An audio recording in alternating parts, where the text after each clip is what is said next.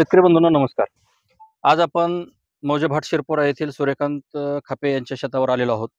इथे येण्याचं कारण असं आहे की आज आपण ह्या ज्या ज्वारीच्या प्लॉटमध्ये उभा आहोत ह्याला पेरणी करून 1 महिना 4 दिवस झालेले आहेत आणि ह्या काळामध्ये या पिकावर अमेरिकन लष्करी अळीचा प्रादुर्भाव दिसून येत आहे. तर शेतकरी बंधूंनो, मला सांगायचा उद्देश एवढाच आहे की आतापर्यंत अळी दिसत होती फक्त मका या पिकावर आणि आजकाल अशी दिसायला लागली की ज्वारीवर दिसायला लागली आणि भविष्यात का जर ह्याच्या पुढची स्थिती ही ऊसावर पण दिसण्याची शक्यता नाकारता येत नाही. तर ह्या पद्धतीची जर अळी आपल्या पिकावर दिसत असेल तर आपण काय करायला पाहिजे याच्याविषयी आपण आज थोडंसं मार्गदर्शन करणार आहोत आणि चर्चा पण थोडीशी करणार आहेत. ह्या अळीचा प्रतिबंध जर करायचा असेल तर पहिल्यांदा आपल्याला लिंबोळी अर्काची फवारणी घ्यावी लागेल. त्याच्यामध्ये 10,000 ppmचं 1 मिलीनं प्रमाण घेऊन जर फवारणी केली तर ह्याला थोडासा प्रतिबंध होऊ शकतो. परंतु आज प्रतिबंधाच्या अवस्थेच्या पलीकडे पीक गेलेलं आहे. आपल्याला ही उपचारात्मक हे करावं लागणार आहे. उपचारात्मक जर म्हणलं तर काय फवारणी घेतली पाहिजे आणि कशा पद्धतीनं नियोजन केलं पाहिजे याविषयी बोलणार आहेत. आज जर बघायला गेलं आपण तर कुठलंही पिकाचं ताट उपटायला गेलं तर प्रत्येक पिकामध्ये तुम्हाला हे अशा पद्धतीनं दिसून येते आणि प्रत्येक पिकामध्ये अळी ही 100% दिसूनच येते. आणि ही ओळखायची पद्धत ही आहे की प्रत्येक पानाला छिद्र पडलेले आहेत आणि त्याच्यावर त्या अळीनं विष्ठा टाकलेली आहे. त्याच्यावरून आपण ओळखून घ्यायचं की याच्यामध्ये अळी आहे किंवा नाही, आपल्याला प्रादुर्भाव झालेला आहे का नाही हे दिसून येतं. आता याच्यामधली अळी ही खाली पडली, पण जर समजा याच्यात बघायला गेलं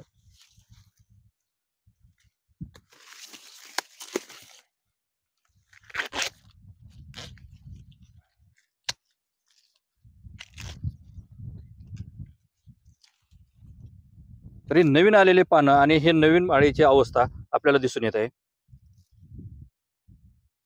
याचा जो पतंग आहे हा पतंग एका ठिकाणी अंडी न घालता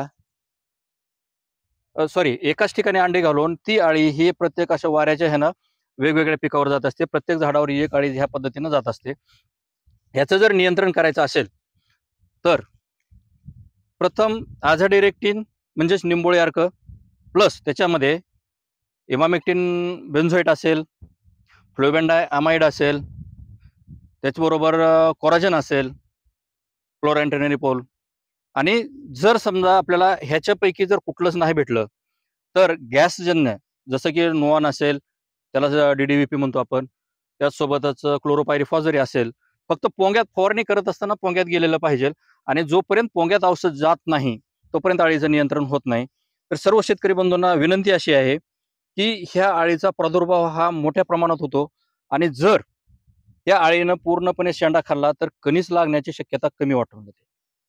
कारण तिथं ते थांबलं जातं, शेंडा थांबतो, वाढ थांबलेली असते. त्याच्यामुळं पुढचं आपलं उत्पादनात जवळपास 50 ते 60% पर्यंत घट येऊ शकते. आणि दुसरी गोष्ट अशी आहे की जनावराला चारा जरी मिळालं तरी चारा सुद्धा क्वालिटी मेंटेन करत नाही आणि क्वालिटीचा चारा भेटत नाही. तरी त्यामुळं सर्व शेतकऱ्यांना विनंती आहे की ह्या अळीचा प्रादुर्भाव असेल तर सांगितलेल्याप्रमाणे क्लोरॅन्टेनिपोल असेल, फ्लोबेंडामाइड असेल किंवा इमामेक्टिन बेन्झोएट असेल अशा या औषधाची फवारणी करावी. आणि जर अळीचा प्रादुर्भाव दिसत नसेल तर तुम्ही साधं निमार्क हे 10,000 ppmचं 1 मिलीनं फवारणी करा. तुमच्यावर थोडासा परिणाम येणार नाही. धन्यवाद.